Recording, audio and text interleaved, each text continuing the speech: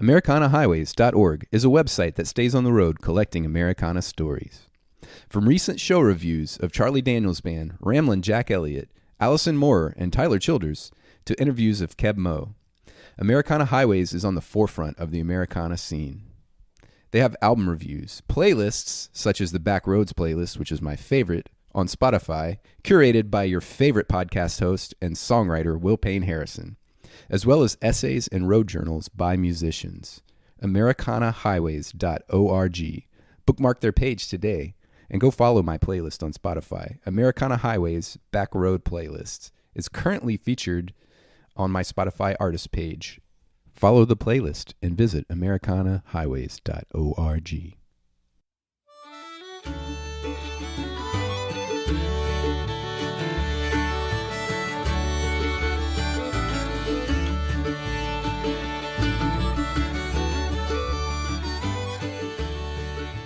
Welcome to the first episode of Americana Station Podcast for 2020. And I have no better person to introduce you for the new year than Veronica Stanton. We will get to her in a moment, but let's talk about what's been going on. As stated in the intro, I have a new playlist through AmericanaHighways.org. If you just go search it on Spotify, it is Americana Highways Backroad Playlist by Will Payne Harrison. Make sure you click follow because every month I will be updating it with brand spanking new artists who are friends, who people I'm a fan of, anyone dropping new stuff. It's going to be big name people, people that are on their way up. So you definitely want to follow that and hear all the new stuff that's coming out. We're currently at, I think, 50 followers. It'd be awesome to get to 100. So tell your friends to follow it as well, and let's all go listen and get the streams up. Because as you know, I think it takes 5,000 streams to equal one CD on Spotify, which is pitiful. So go stream the playlist 5,000 times. All right, I'm done with that right now. Veronica Stanton is an amazing songwriter. She moved from Jenkintown, Pennsylvania about 3 years ago, and to be a songwriter, and we've been friends almost 3 years, I guess, 2 years, and have collaborated together. We're doing our first tour this spring and summer. She has an EP out currently called 827 Miles, and we're going to talk all about that. So this is great podcast because we're actually working together all spring and summer. We're doing some Louisiana dates. We've got a few Kentucky dates on the books right now in Indiana. We got Pennsylvania. We're going to be in Philly and some other stuff, Virginia and such coming through. So busy schedule this spring with Veronica Stanton and Will Payne Harrison. It's going to be a fun time. What else is going on? Still haven't gotten my Facebook page back, so if you go on Americana Station on Facebook, I do not have control on updating that. Also, if you feel like reliking my new Will Payne Harrison page on Facebook, I'm not sure if you listened to previous podcast episodes, but I got hacked and subsequently deleted on Facebook all of my artist pages, including this podcast page. You can follow us on Podbean. I'm on Podbean now. You can follow us on iTunes and Stitcher, and also now Spotify. We are streaming on Spotify, and that's pretty awesome. So make sure you go follow on your favorite streaming platform. Rate and review us because that helps a ton. Give us that 5-star rating and tell the world why this podcast means so much to you. That helps us out a lot. And helps us also with building more sponsors and getting word out there. So I appreciate everything you do. And we're going to talk to Veronica Stanton.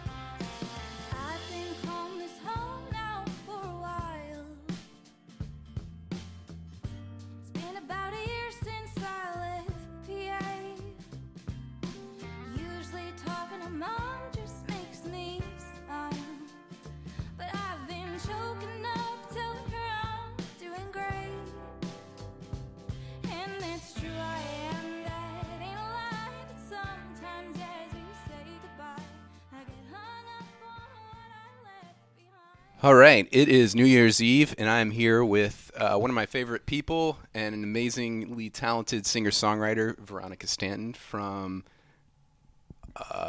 somewhere in Pennsylvania. Jenkintown. Jenkintown. Yeah. Yeah, I was like, I know it's 827 miles from here, but so Veronica, you released an EP this year. Yep. What was the name of it? 827 miles. Awesome.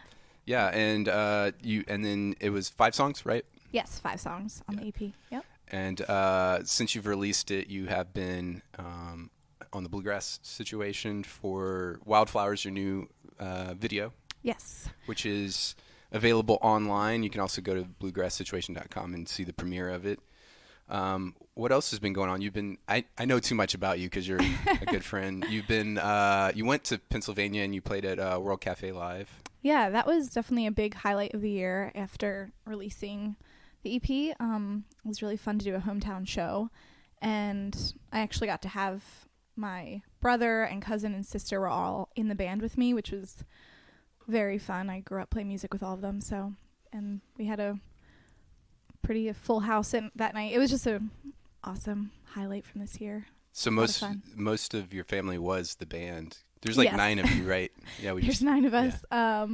And yeah, there was my brother Connor on bass, my cousin Mike on guitar, and my sister doing harmonies. And she and I kind of have sung together for a long time, so that was really fun. Having her, on my songs and up there with me was really special. So, is your family a musical family? Did it start with your parents, or? Yeah, definitely. My dad used to play. Oh, he still does play, but he grew up playing music, and he was in a band and stuff before he got married. But then my parents really raised us in a house with a lot of music all the time. We all got to pick an instrument and take lessons, but we also all played a lot of Irish music together. Like my siblings, cousins, aunts, and uncles, we all played. We were in a was not going to say this, but we were in a family band, the Stanton Family Singers. I played fiddle, and yeah, so we definitely all grew up playing music together, and that was something my parents found very important to like instill in us, just a love of music, and it's something that we still all love doing just for fun when we're all together. So everyone in your family plays at least one instrument? Yeah, some of my siblings don't play as much anymore, but most of us still play, and when we're all together, everyone's definitely singing, and then about half of us are playing something. So. And your dad was the front man of like a blues rock band, is that right? Yeah, it was a funk band in in like the 70s in Philly, called Blackstone. So he used to do that, and he plays piano and harmonica, and he's got a great voice, so a lot of nights growing up, he'd just be at the piano and we'd be standing around him singing, and was my like introduction to music, really, just in my home. So you moved to Nashville 2 years ago?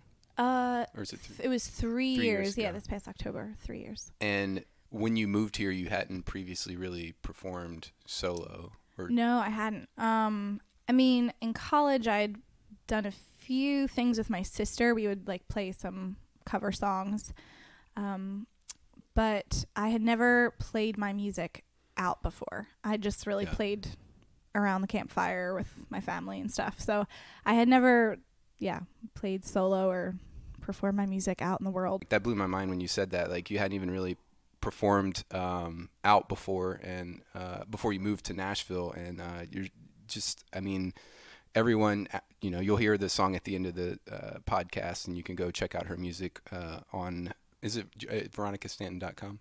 Yes. and hear it. But it's incredible that you've only been at it for 3 years. Oh, well, thanks. I mean, I did have experience, in the performing world, kind of. I did musical theater in high school, so, and like I said, the family Irish band grew up being put on the stage for many years. So I was, had some experience doing that, but it definitely is a whole different ball game, like getting up there and playing your own stuff. That was a challenge, but really fun, and I'm glad I'm doing it. Yeah. When I was 17, we were in a pop punk band and nobody wanted to sing, so I took over singing and I did that for a couple of years. And that was like my only prior experience in singing before I started the duo with Fawn Larson back in Lafayette in 2008 or cool. 9. I did not know that. Yeah. So like I didn't need really to hear have some a of lot. this. No, you don't. Okay. I will find it. Yeah, there's a lot of stuff out there if you look hard enough, but there's many bands with the same name, so it's a little hard to find us. I'll find it. Yeah. I'm determined. But yeah, it's so I was really terrible for the first 4 or 5 years that I was doing it. So that I think that's why it blows me away that you've come so far in such a short period of time, but it just shows you like your work ethic and how hard you've been working towards it. And you have some more stuff coming up in 2020, right? Are you doing another album? Do you have I know you're writing. Right now I'm just writing for a future album. I don't have any real plans set in stone. Yeah. But I'm thinking it's in the back of my head, and I'm definitely writing a lot for it. Yeah. And kind of just focusing on getting better and writing better songs and playing better and singing better and Yeah. just see where that takes me. But also, trying to think of what I would like to do with the next record and how I can make it better and a little different. When you're writing, do you typically come up with the lyrics first? This is kind of a common theme on the podcast, but do you come up with the lyrics first and then put chords to it? Do you find the melody and the chords together and then lyrics, or mixture of both? Yeah, it's definitely a mixture of both. I don't think it kind of just depends on each time I write a song. A lot of times, I think I used to write more like I would write the lyrics first and then put music to it, because I was writing before I played guitar too, so I would make up songs without being able to accompany myself on anything. Right. But even then, I a lot of times would write the lyrics and kind of like be coming up with a tune as I went. Yeah. So typically they kind of happen at the same time. I if anything, the lyrics will come first and then I'll put a tune to it. But I think most of the time it's both at the same time. So you started on violin? Was that your first instrument? Yeah, it was. Do you find that like you write melodically similar to how you perform on violin, or? I don't think so. I never thought about that. I mean, I started by playing like classical violin and then basically didn't have a teacher, so played fiddle for a long time. So I think maybe the stuff I listened to a lot of folk and a lot of country and Irish music. I think melodically that was, I'm sure, affected my writing. But yeah, I loved just coming up with songs and then realizing like, oh, if you get a guitar with this, it would sound like a song on, that people, I don't know. It went from like me just like making up things in my head to like, oh, this is a song. This is called songwriting. I didn't really think about it like that when I started writing. I would just be writing, Did you come here intentionally to be a songwriter, or did you just get here and then become a songwriter? Well, no, I was writing before. Okay. I've been writing for a while, but I didn't really know what extent I wanted to do music when I moved here. I always wanted to like sing and play my songs out, but I was also like had a lot of fear about doing that. And so when I was trying to figure out what to do, and I was like, you know what, I'm just going to go get outside my comfort zone, be in a city where there's a lot of music and a lot of inspiration and like a lot of people doing the same thing, and figure it out as I go. So I didn't really come here like I'm going to be a songwriter and try to, get cuts or anything like that, or like, oh, I'm going to be an artist. And it wasn't until I moved here that I even realized people were like, oh, are you doing the artist thing or the songwriter thing? And I was like, I don't know. I write my music and I sing it and I like doing that. So it took a little bit of time to kind of realize what I wanted to do with it. But, performing, like being out there and playing my songs to people, it made me realize I was like, I love doing this and I love connecting with people through my music. And so it kind of made it obvious to me that I wanted to be an artist. Yeah. But, Your songs are so personal too that it's almost like, I feel like a lot of times when people are writing for other people, they want to be more broad, but yours are so, like the 827 miles. It's a little specific. It's a little specific to Veronica Stanton, which I love, and I think that that's what's great about this songwriting community, that there's multiple different pockets of it, but that like what you're doing is so like, I love songs where someone else can't really sing it because it only means something if you are Veronica. Those are great songs to me, and I think that the EP has several songs like that on it for sure. Yeah, they're definitely all, I mean, I wrote all of them and I wrote them all by myself, so they're very personal. But that's true. I love that in other people's music. Like, I love hearing something and being like, that's that emotion I've experienced, or that, feeling or type of experience, but like, oh, not in that particular way that they have clearly gone through it. And so I do love that in other songs. So I guess wasn't really it's not necessarily intentional, but when you write, when I write, I definitely, it stays pretty close to the truth, if not way too true, about what's going on in my life or what I've been through. And right. Yeah. I am looking up how far. Oh my gosh. Are you fact checking me? No. 827 miles, 558 miles to my parents' house. So cool. There you go. Some people they're like, I looked up. It was 832. They'll say that. I'm like, well, when I wrote it that night, I was sitting in the living room and I looked up the address, and that's exactly how much it was. So from wherever I was sitting in my home to mom and dad's house, that's how far it was. So I'm going to write a song called 558 Miles. Yeah. Okay. Yeah. All right. No, but like I said, I like that.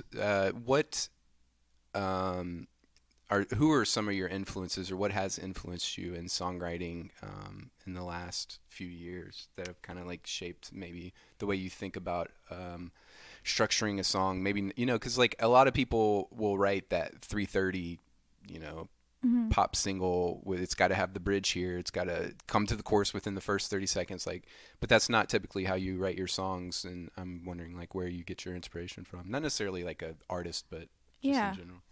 I mean, the songwriters that I love and that I've listened to a lot are like Brandi Carlile and Dawes, like Taylor Goldsmith, and I've always loved Ingrid Michaelson. She's always been like, when I started writing a lot, I was listening to pretty much just Ingrid Michaelson and Brandi Carlile. It was like I was only listening to them.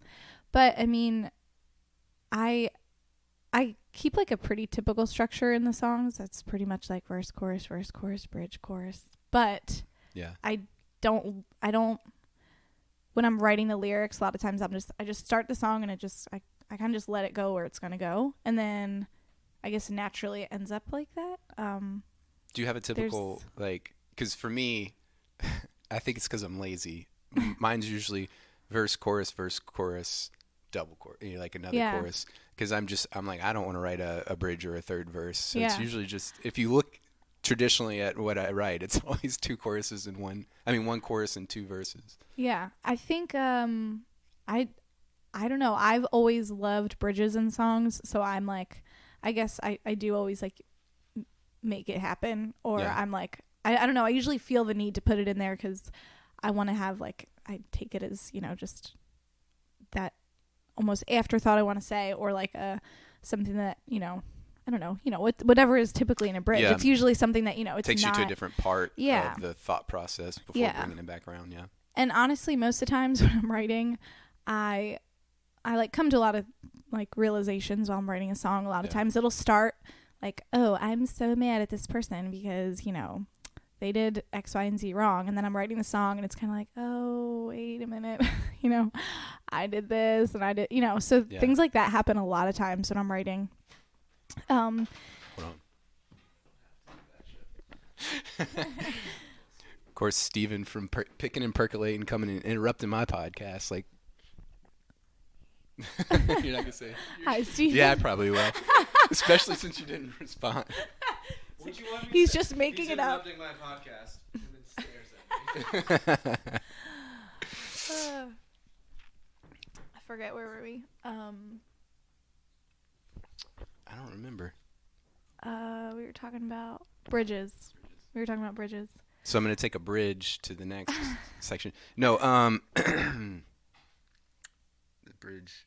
Yeah, I was saying that a lot of times my mindset will change while I'm writing a song.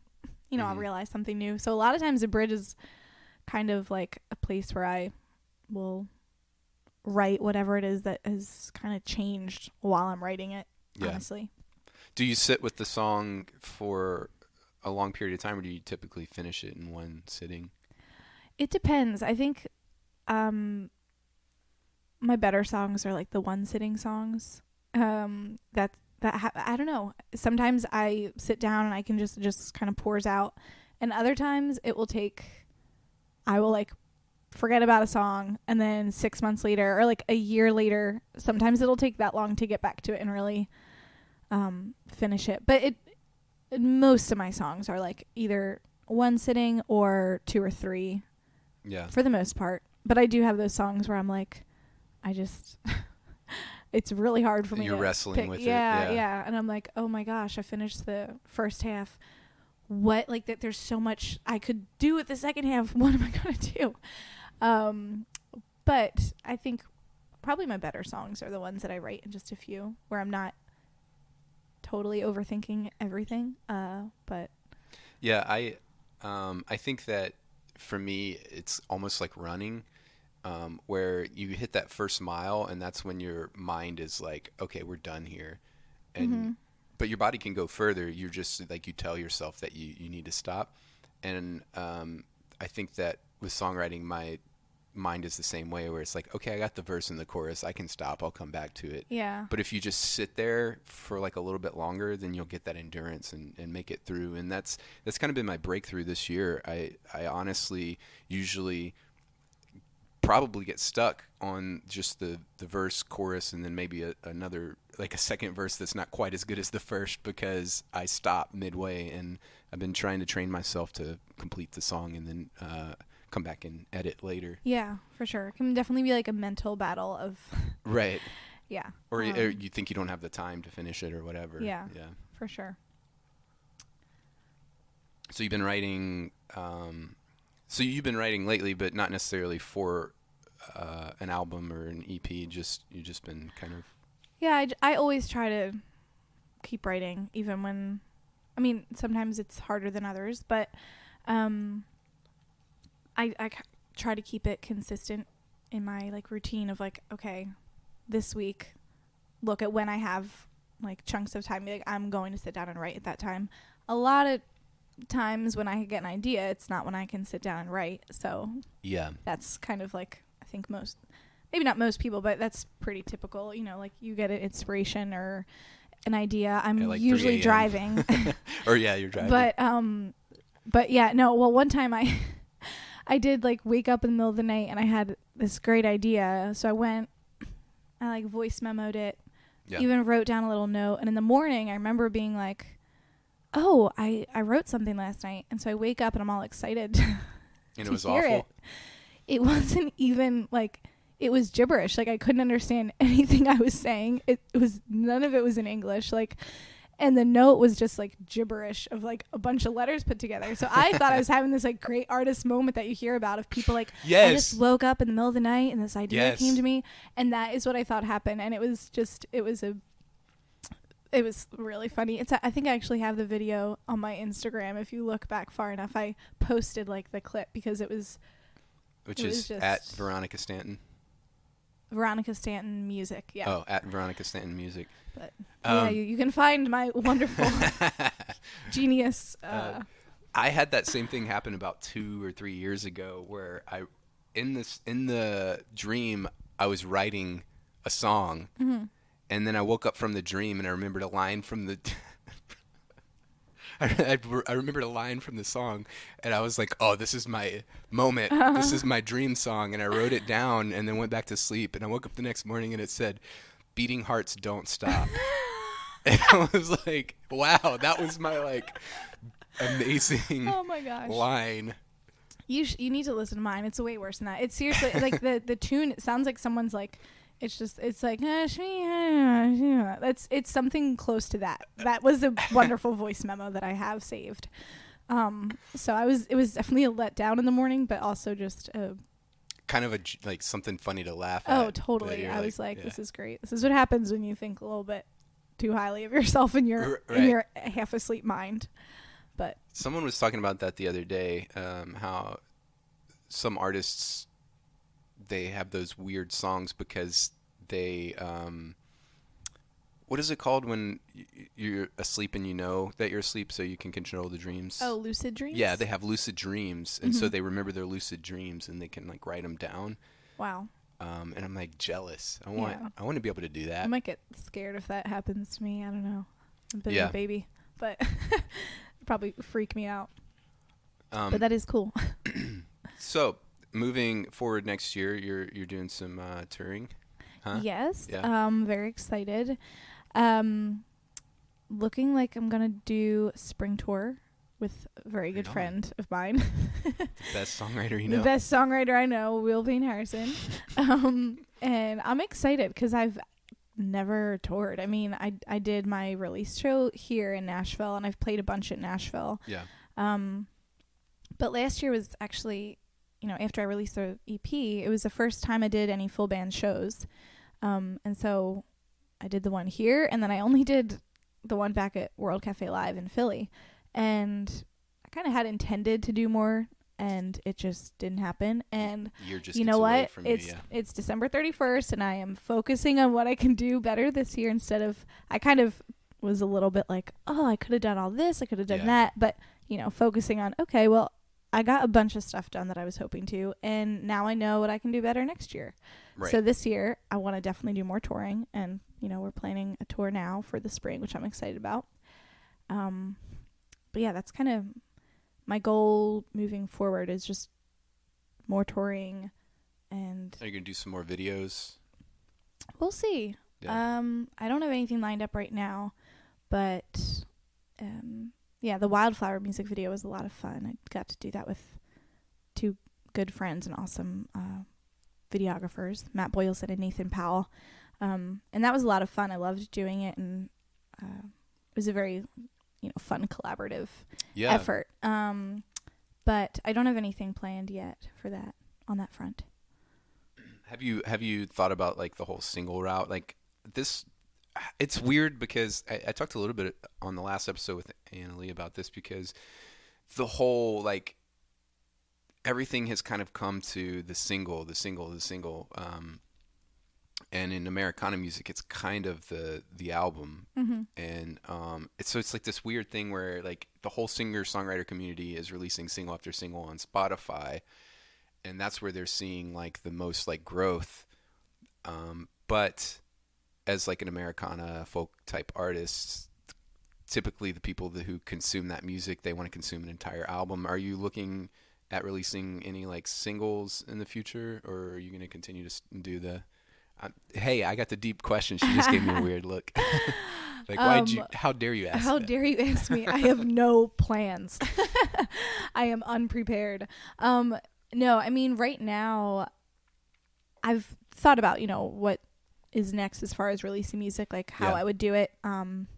Because, I mean, ideally, it'd be great to do a full-length record soon. But practically, don't know if that's going to so happen. Expensive. It's just a lot. So, but I would probably do a single or two before I would release another project. But yeah, like I said, right now I'm kind of like, well, I don't even have, I mean, I have a bunch of songs written.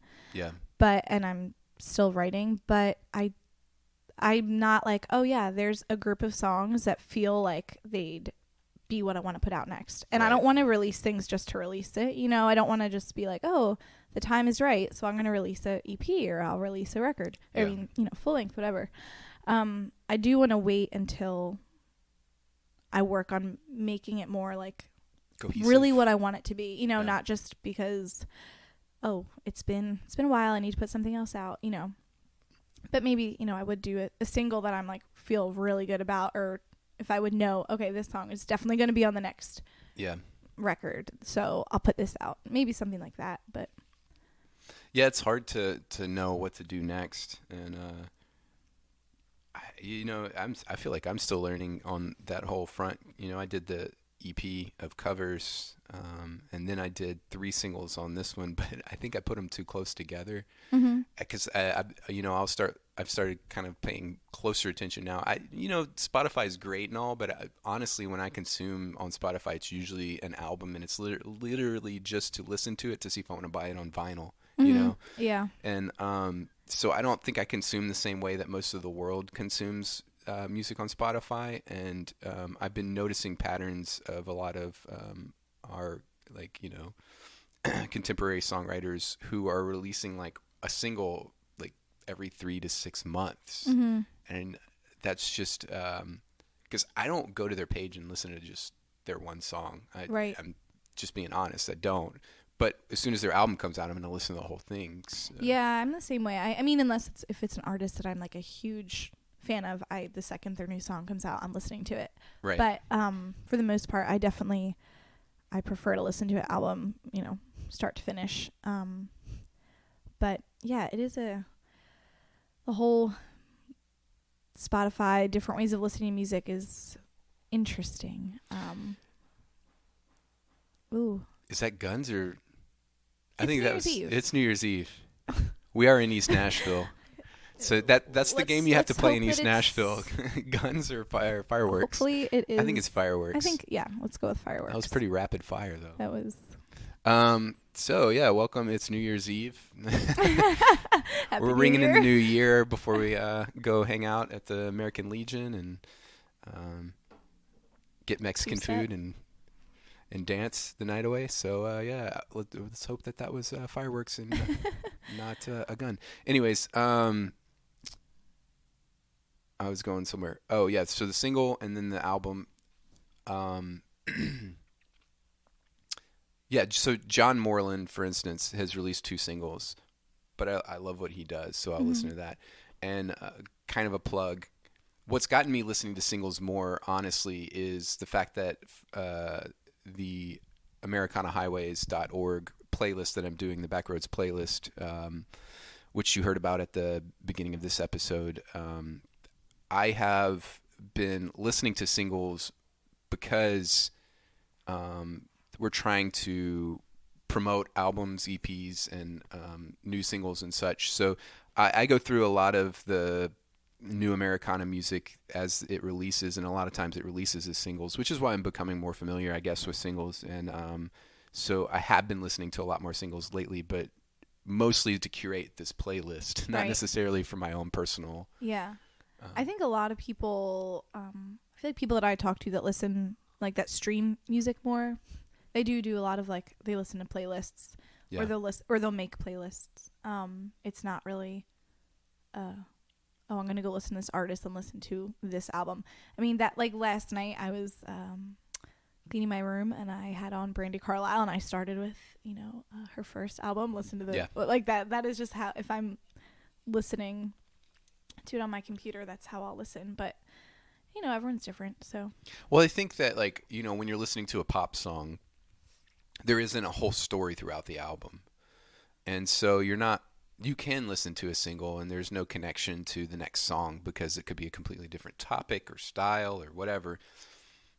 But with a lot of times with Americana, folk, bluegrass, country, those sort of genres, there's a story or a theme throughout the record because these people are storytellers. And so like, I want to hear their story, and so I typically consume as a whole. I don't necessarily like do that with like best of, I might listen to a song or two off of a best of, but like if it's an album, then I'm probably going to try to listen to the entire thing because the person it's kind of like reading a novel. You're not going to just read chapter 4 and then go to another book. Yeah. So that's typically, I mean, like when I did my album, I tried to put a beat and a rhythm and a common thread throughout the album to where like there's a flow to the record that makes sense.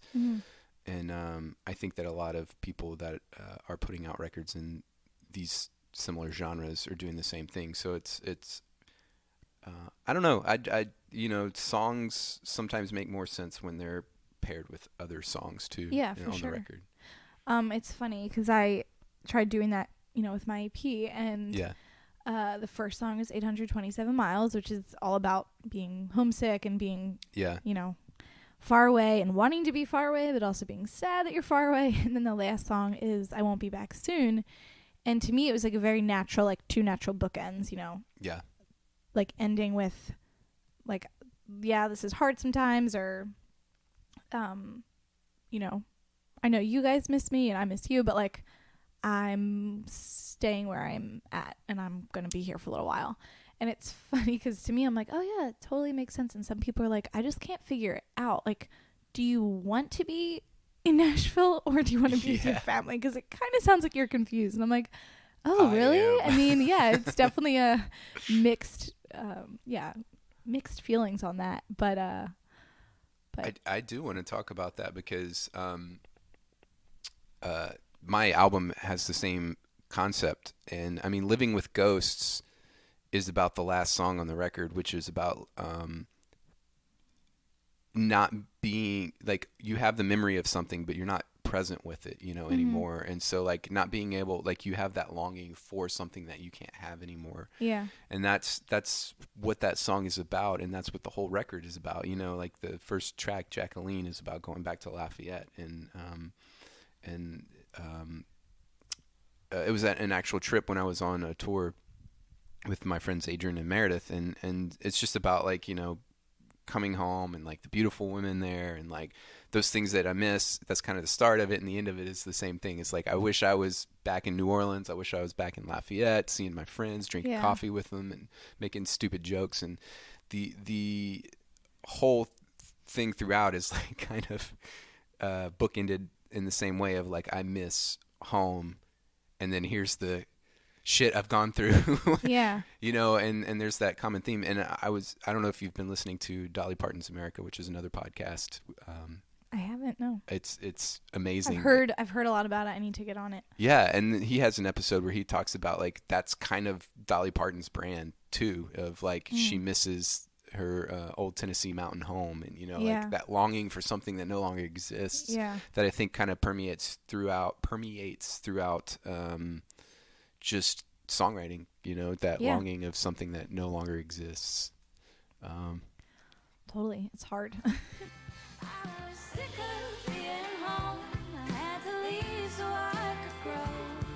And it still feels right being on my own. I felt lost in a place I know, but now I'm sick of being alone. 827 miles from home. Yeah, so I don't think it's just you. I think it's something that is common to country music. I don't even know, because there's tons of people that are miss home and miss the way that things were. But that's a tangent I just got off on.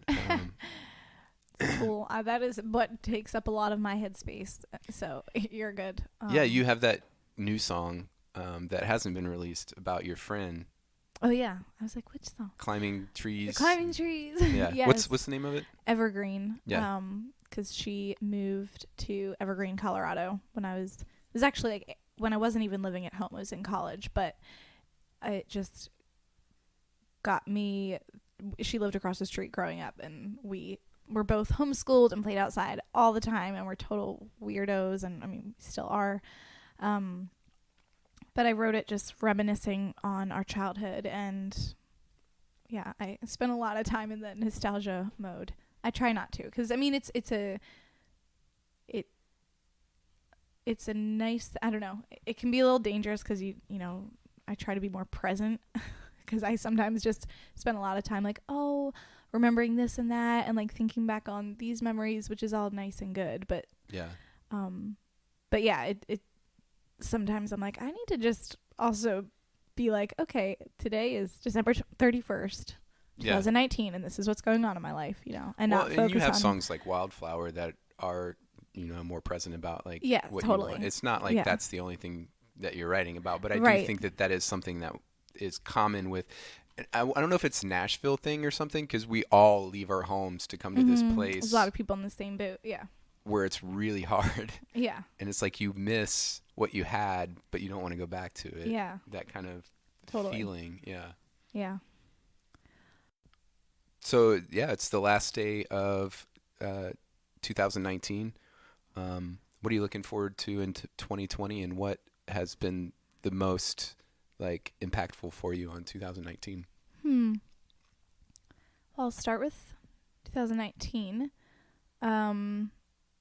It was a year where I learned a ton. I mean, releasing music was, obviously doing it independently it's a lot of work, but it's also very rewarding when it happens too, because I definitely went into it like, okay, I have no idea what I'm doing, but got to figure it out. And so realizing like, oh, I'm very capable. I can do things. I can figure things out, but also learning to ask for help when you need it, and not being too like, I need to do this on my own. That was something that I've always tried to like do is, work my hardest and do as much as possible without feeling like I need to lean on other people, and, just trying to figure things out on my own, while also knowing that like it's okay to ask for help. It's okay to not know what you're doing and reach out to people. And there's been so many people along this journey that have been so generous with their time or knowledge and helping me, with certain things. So that was a really good, learning experience of just seeing how much I was able to figure out and do, but also how much other people were willing to do to help and to kind of help guide me. And then also made a lot of mistakes and did a lot of things not in the best way. And that I think is with moving forward into 2020, that is a lesson that, I'm trying to take with me of, okay, this is what I can do better next go around, or this is what I should keep doing, and this is what I need to leave behind. So I guess with music, that would be like, I want to, like I said, planning a tour now, but I want to tour more and, believe in myself that I can do it more. And sometimes I get a little scared to do things, so I put them off for a while, and then it just doesn't happen because I'm like, I can't do it. I'm not good enough to do that, or like I can't figure it out. And so, and then a friend forces your hand. And then a friend like Will, it's like, Veronica, go do it. Send that email. Press send. Yeah. Like having that experience of releasing the music and putting out the video and all that stuff. And then also this year I, the title of the EP, 827 miles, we've talked about, it's all about missing home and stuff. And the one after writing it a few years ago, I wasn't like going home, because I was just like, I would get I'd be like, I need to be here working on music and stuff. And so there's definitely a balance that I've kind of tried to get to, where like, okay, yes, I need to work on music and work hard on this, but also like life happens, and you need to also experience other things. So like trying to keep that balance of working hard at what I'm doing and also leaving time for life and people around me, because that's at the end of the day the most important thing, like the people in your life. And I don't want to lose sight of that. So that's been a good learning lesson, I guess, moving forward. For me, the hardest thing was realizing that my hometown, the town that I lived in for 12, 15 years, wasn't structured in a way that it could support me to keep going back on a regular basis. Yeah. That was really a really hard lesson for me to learn, and I was losing a ton of money going down there. But the silver lining was when I started, like, because I couldn't afford to bring a band down or anything like that, and that's kind of the scene is you play in a band down there. Nobody cares about a solo artist. And so I had to start hiring friends of mine from down there, and the silver lining was that like these friends are the people that are on my record, Right. And I learned that like instead of necessarily going home to be successful, I can take home with me. And I think that's been one of the most beautiful things that I've learned this year. That's awesome. Well, I'm working on convincing my my brother and cousin and sister to, all just quit their jobs and become my band, because that was really fun. Like, when I played with them at World Cafe Live, I was like, oh my gosh, this is it. Like, it was just Was it the natural like blood harmonies with you and your sister, or did you have to work hard? Because I have friends that are related that they just like they don't even have to work hard. They know.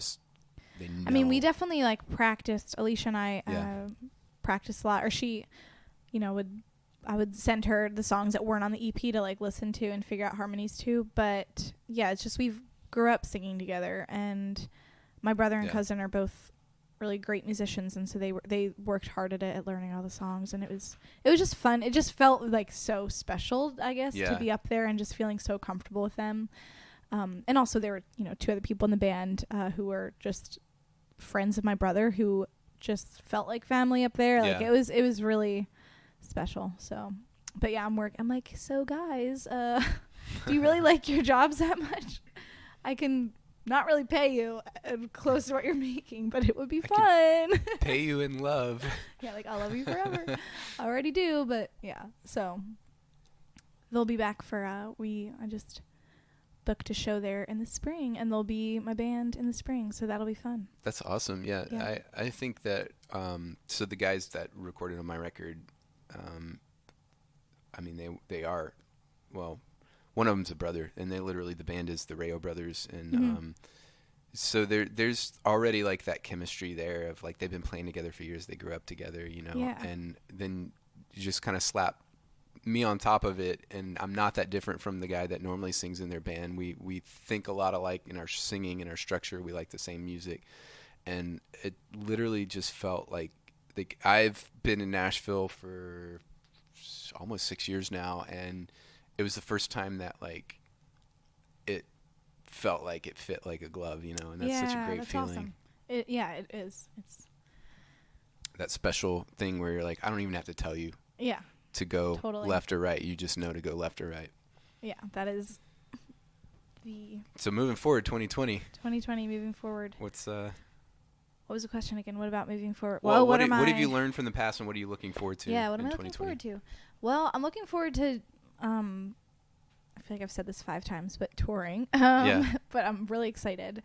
Looking forward to that, and just like I don't know if I guess taking more risks, even if they don't necessarily look like risks to most people. Yeah. To me, they are hurdles. And yeah, just believing in my music and myself, and really pushing it and pushing myself to do things that might be scared of. I'm excited for it. I'm excited to get more music out there, to write more, and to really start thinking more about, the next record, what I'll be doing. I think that's what I'm I think my philosophy is the tub thumping philosophy, which is, you get knocked down, but you get up again. No, but seriously, I've heard a lot of people lately saying that like we need to celebrate failure more, and I think that's something that I want to be better at in 2020, because I think that we're similar in that way of like sometimes I get fearful of even trying because I'm afraid of failing. Yeah. But one of the great things about failure is you learn from it. Yeah. And I think that it's like a two-edged sword where you're like, well, I wasted time and resources, but you always learn something. And you learn, don't do that again. Totally. This is not the avenue to take. It's we're on the back roads and we don't have GPS. We're trying to figure it out. Even like I said with the things, I was looking at my my like journal today of what I'd written in the beginning of the year as my goals. Yeah. And I was like, oh, cool. Like I met a lot of these goals, and then I saw the ones I didn't meet, and had the temptation to be like really beating myself up about it. And then I'm like, no, what I'm learning from that, even though I didn't do those things, is that, okay, I'm going to just push them on to the next year and make them a bigger priority and make sure it happens. And now, now I know what I need to work on more. These are the things that I didn't really prioritize. So, trying to, look at it positively and just see it as an opportunity for growth. I have tried in old bands twice to go to the West Coast, and something horrible happened. One time a van totally was the whole engine quit and we couldn't drive it at all. Oh my gosh. And the second time it was something about money. I can't remember what happened, but we were supposed to make money on some gigs and they all fell through, and so we didn't have enough money to get to the West Coast. So I've always had this fear of going to the West Coast because it always felt like very like unknown and like something's gonna go Cursed wrong, cursed. Something. And this past year in I think it was May. Yeah, in May, I did like a 2-week tour of the West Coast. Yeah, I remember that. That's and, awesome. It was successful and it was fine. And it was like, oh, this is great. This is just like being over here. It's not a big deal. Yeah. But it was such like a terrifying thing because I didn't know. Like it was like fear of the unknown. That's scary business. Yeah, but then once it happens, you're like, oh, that's not so bad. Yeah, so. And especially if you're doing what you love. Like I always have that thought with, I mean, when I was in Philly, before my show, I was so nervous because I'm like, oh my gosh, I've never played for this many people before, going on. And then like the day of, I was like, just try to chill and have fun. And once I was up there, I was like the happiest. Right. I mean, like I like joke. I'm like, it felt like my wedding day. Like seriously, I was just like so happy because I'm like surrounded by so many people that were just like to see the support and love was like, but being up there and like just singing my music with a band, I was like, this is everything I want to do. And so it's like I can get through all the other stuff that's not so fun with the planning and the, logistics of doing music can be a little stressful, but it's always worth it once you're up there doing your thing. Yeah, you forget sometimes, and then you have that hour and a half of just like, this is why I'm doing it, and you're like, oh, this is why I eat beans for 3 weeks straight. And I play all these horrible gigs because of this moment and that feeling and that like togetherness and like that you've got that. I don't even know how to explain it. If you're not a musician, you can't really. I don't know what would be an equivalent with a non-musician, but it's just there's some sort of. Yeah. I would say doing something that you really love and find like a lot of meaning to. It doesn't necessarily need to be. I mean, I think people that are more in the creative fields can relate to it. Yeah. On a more or like similar in a more similar way, but also like anyone doing what you like really love, and like to me like one of the biggest things is just the connection with other human beings. Yeah. And so there's a lot of people that do, maybe non-creative things that they still have that, and I think that is like at the root of what makes it so special and beautiful. Yeah. I think that's my TED Talk. Right. Well, and that's what I was going to say with sports is like, when someone gets a home run or a touchdown and the whole stadium is going nuts for that thing that you did, it's that same feeling of like, yeah, I did it, but we're all excited about the same thing that just happened. Yeah. Like I'm just channeling my body for this thing that we're all connecting to. Yeah. It's not necessarily like the glory of like, oh, I'm Veronica Stanton and I'm awesome. It's the like, I said something and you understood it, and it was that connection. Yeah, something I love that I heard on this podcast, the Creative Pep Talk podcast, not to steer any of your...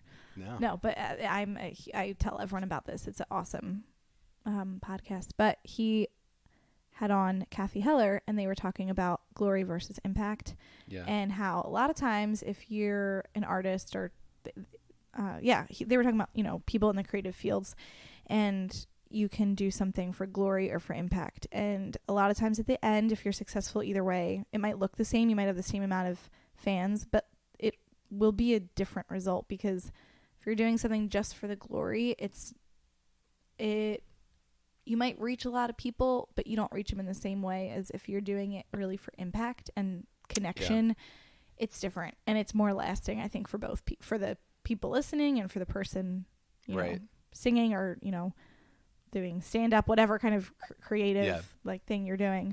So I always, when I heard that, it was a very like, okay, cool. I like that. I've tried to remind myself of that if I'm,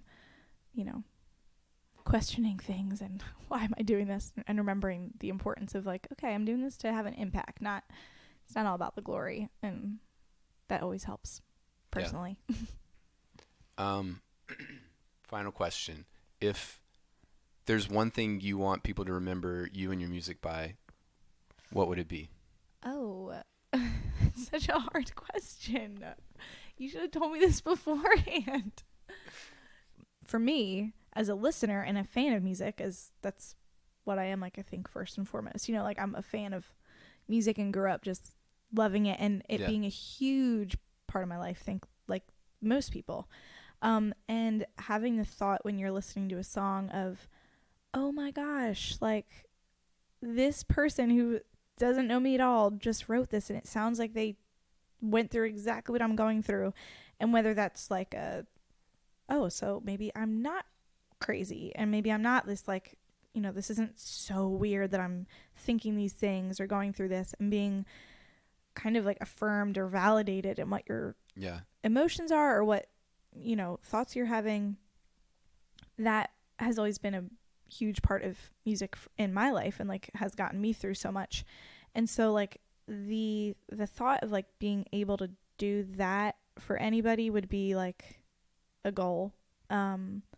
Anybody that's, you know, there's been some people saying, you know, the people that have said anything positive or more on like a connecting level with my music, that's always like what I remember more than anything, is just like the people that are like, hey, listen to that song and oh my gosh, I'm like away at college, or, you know, and that's totally how I feel with it. And I'm like, whoa, that was like such a weird thing to start experiencing, because I was like, I'm used to being on the other end, and I still am on the other end most of the time, you know, of listening to music and feeling like feeling seen by the artist or the writer. And so I think being able to do that for people is what I would want to do, is make people feel seen and loved and like understood for who they are.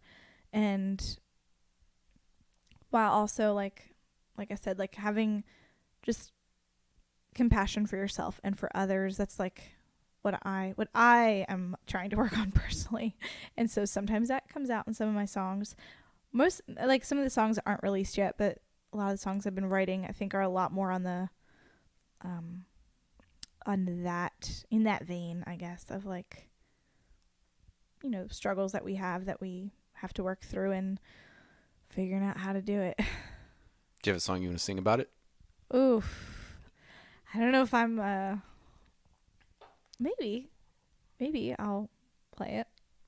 If how much are you gonna pay me? No. 1, 2, 3, go. Seems all I do these days is worry, spending hours in my head, and on the bad days it gets blurry, what's real and what's pretend. And I'm no good at leaving things in the past. No, I'm no good at seeing when something won't last. I hold on so tight to whoever I love until they've had enough. I'm getting tired of overthinking every little thing I do. Sometimes I wind up drinking, but it never helps the way I want it to. And I'm no good at leaving things in the past. No, I'm no good at seeing what something won't last. I hold on so tight to whoever I love until they've had enough. I try to hold on to the moments when I know it's all gonna be alright. But the time that passes slowest is when you think you're in the middle of an endless night. You start to doubt that there'll be light.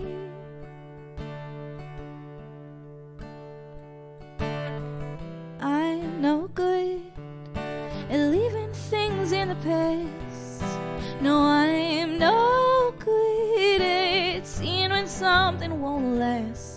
I hold on so tight to whoever I love until they've had enough. Until they've had enough.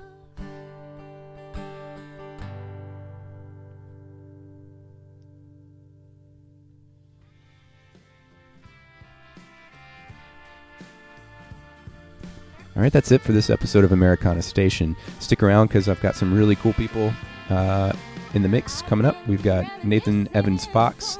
I've got Jen Starsnick.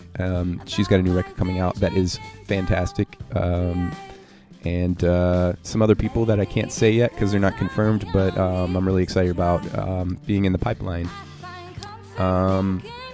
Make sure you go to veronicastanton.com and buy some merch and her EP, 827 Miles. If you're real poor, then go listen to it on Spotify. Make sure you rate and review us on your favorite streaming platform. We really appreciate the support. And until next time, we'll see ya.